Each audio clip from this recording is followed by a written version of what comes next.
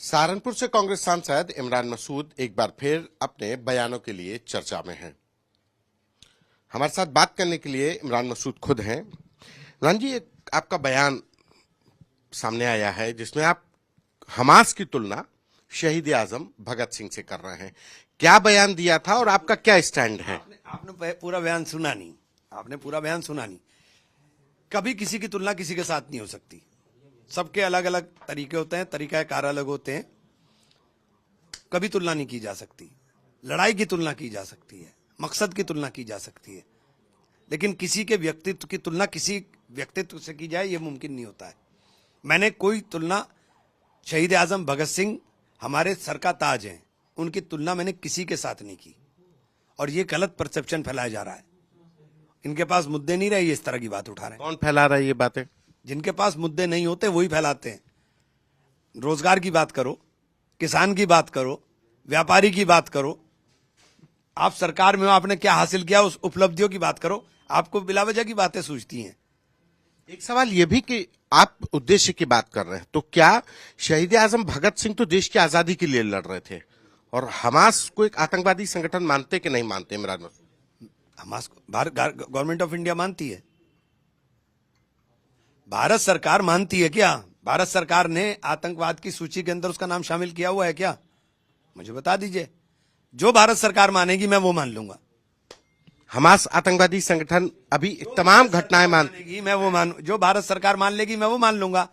चूंकि सरकार का पक्ष मानना, जो सरकार मानेगी अंतर्राष्ट्रीय स्तर पे, वो हम मानेंगे।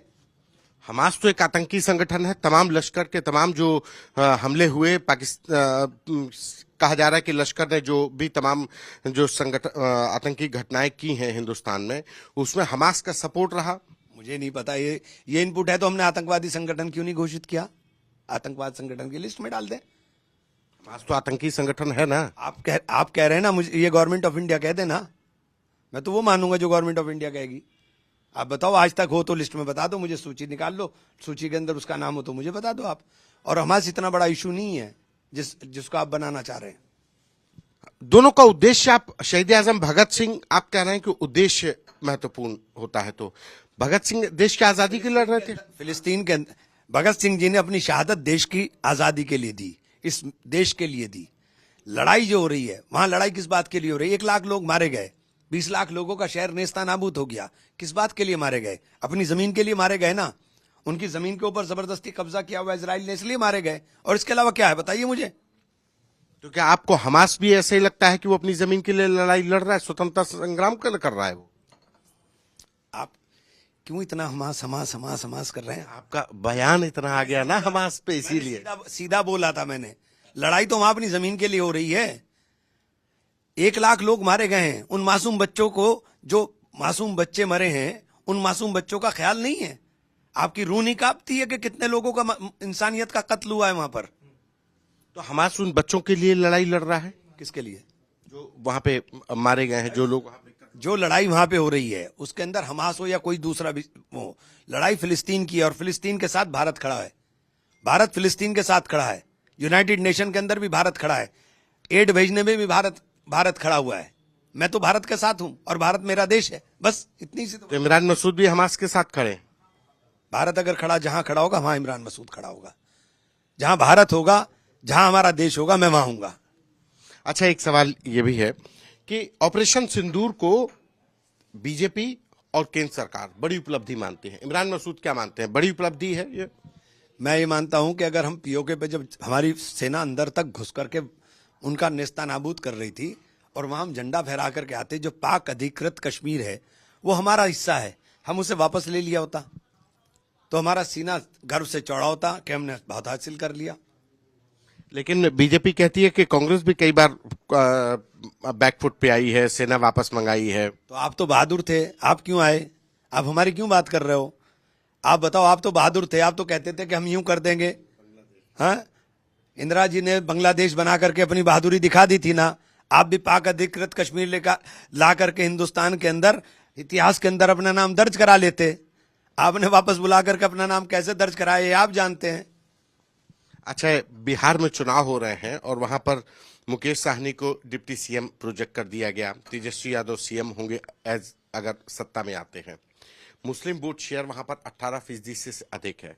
मुस्लिम वोट बैंक को ध्यान में रखते हुए वहां पर मुस्लिम कोई कैंडिडेट नहीं, मतलब तो क्या लग रहा है कि सिर्फ मुस्लिम वोट बैंक की राजनीति बीजेपी के अलावा भी दूसरों जो दल है, आरजेडी है या तमाम मुकेश सहनी का दल है, वो सिर्फ मुख्यमंत्री और मुख्यमंत्री उप मुख्यमंत्री परसेंटेज के हिसाब से तय होंगे क्या?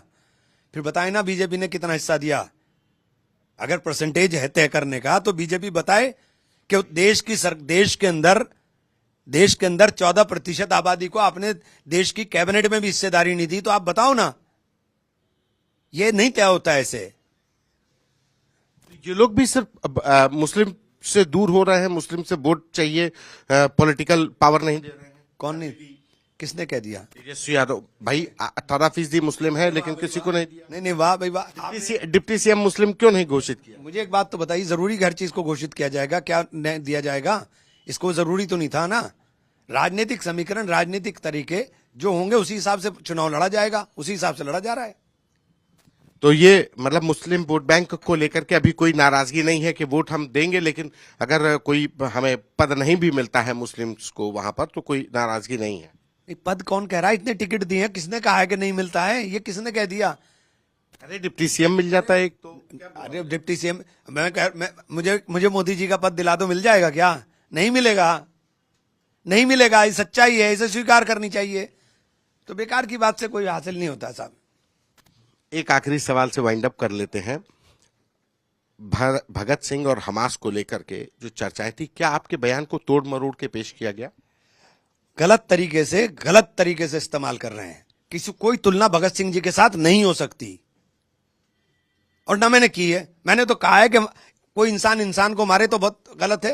मैंने तो कहा है भगत सिंह जी के साथ ही अब जो हमास की तुलना करने पर उनके जो साहब ले रहे थे इंटरव्यू में, तो कहा है उसमें। लेकिन हमास को मानते हैं कि वो अपने देश के लोगों के लिए लड़ाई लड़ रहा है। मैंने कहा जो भारत सरकार मानती है मैं वो मानता हूं।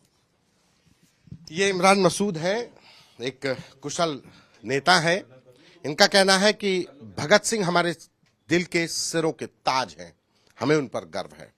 हमास अपने देश के लोगों के लिए लड़ रहा है। भारत सरकार ने फिलिस्तीन के जिस तरीके से मदद की तो वो भारत के सरकार के फैसले के साथ है। सवाल इस बात का भी खड़ा किया गया कि हमास को भारत सरकार की तरफ से भी आतंकी संगठन क्यों नहीं घोषित किया गया। कैमरा पर्सन संजय के साथ संतोष कुमार, आज तक।